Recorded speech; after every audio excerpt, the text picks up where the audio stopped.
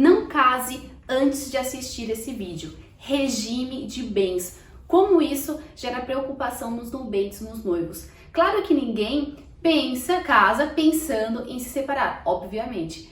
Que seja eterno enquanto dure, não é mesmo? Mas entender cada regime de bens é importante para o casal. Eu sou Renata de Souza, advogada, atuante em direito de família, e hoje vou fazer você entender de uma vez por todas cada um dos regimes de bens.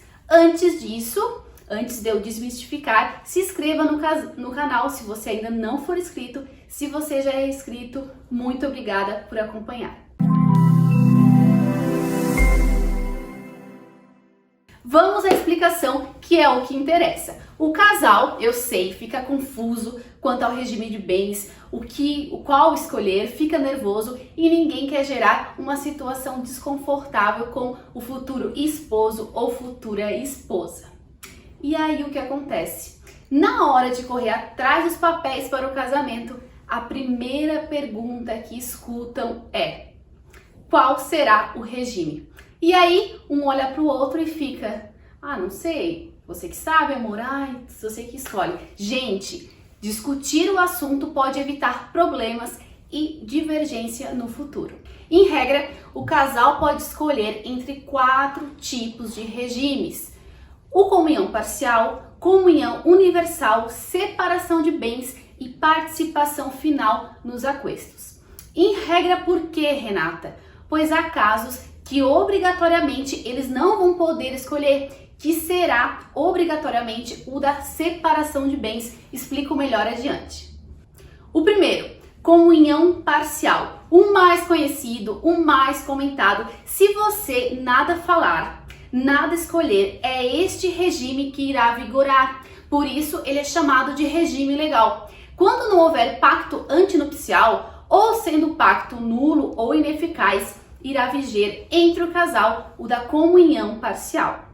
Comunhão parcial significa que todos os bens que o casal adquirir de forma onerosa, com o emprego de dinheiro na constância do casamento, pertencerão a ambos, não importa quem adquiriu o bem ou no nome de quem esteja.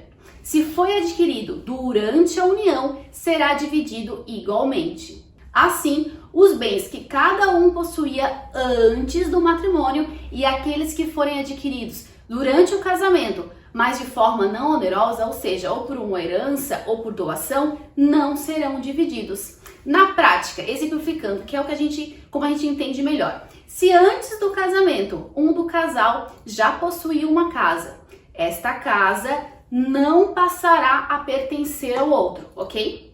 Após o matrimônio, se o casal comprou uma casa, financiou, digamos, esta casa será dividida igualmente 50% para cada.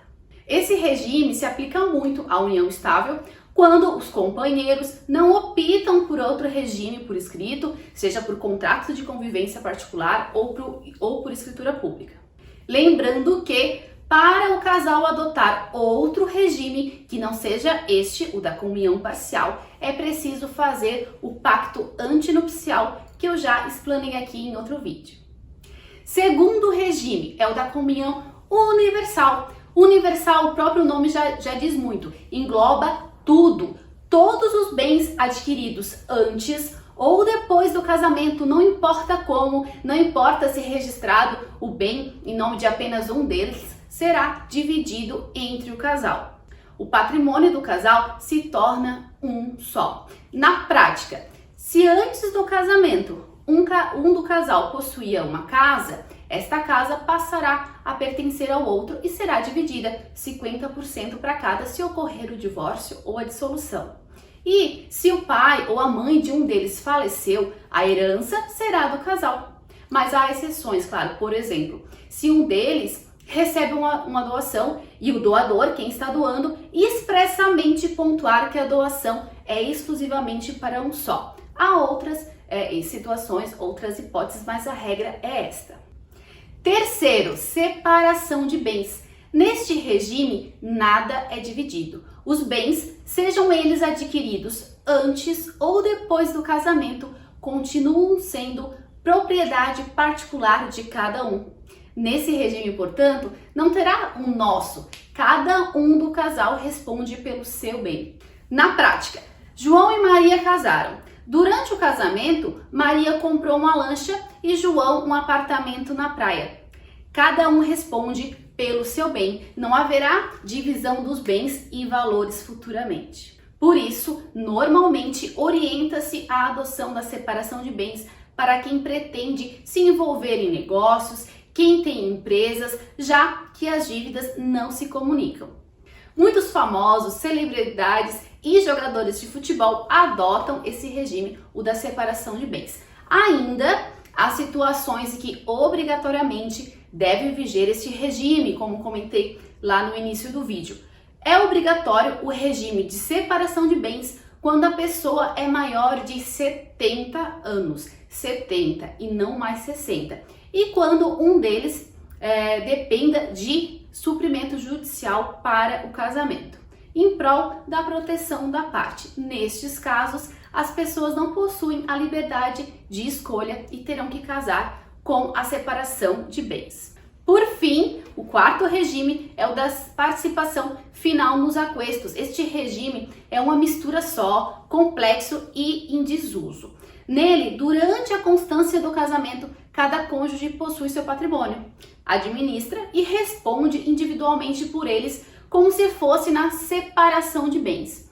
Mas, na hora do divórcio ou da dissolução, os bens adquiridos onerosamente pelo casal serão partilhados. Por isso, este tipo de regime é raro de ser escolhido por conta da extensa perícia para calcular os aquestos comuns e o patrimônio pessoal. Precisa de cálculo, contador, balanço financeiro. Olha, não conheço ninguém na face da terra que tenha casado sob esse regime. Ah, Renata, então qual o melhor regime de bens para eu casar? Depende de sua necessidade e da sua realidade. Se já tens bens ou não, se possui empresa, se possui filhos com outro companheiro. Por isso é importante saber bem como funciona cada um desses regimes e escolher com seu noivo o melhor para vocês. Pontuei as regras básicas, né, gente, para você se localizar, sintonizar sobre o tema. Posso gravar sobre cada regime individualmente, pois tem bastante assunto.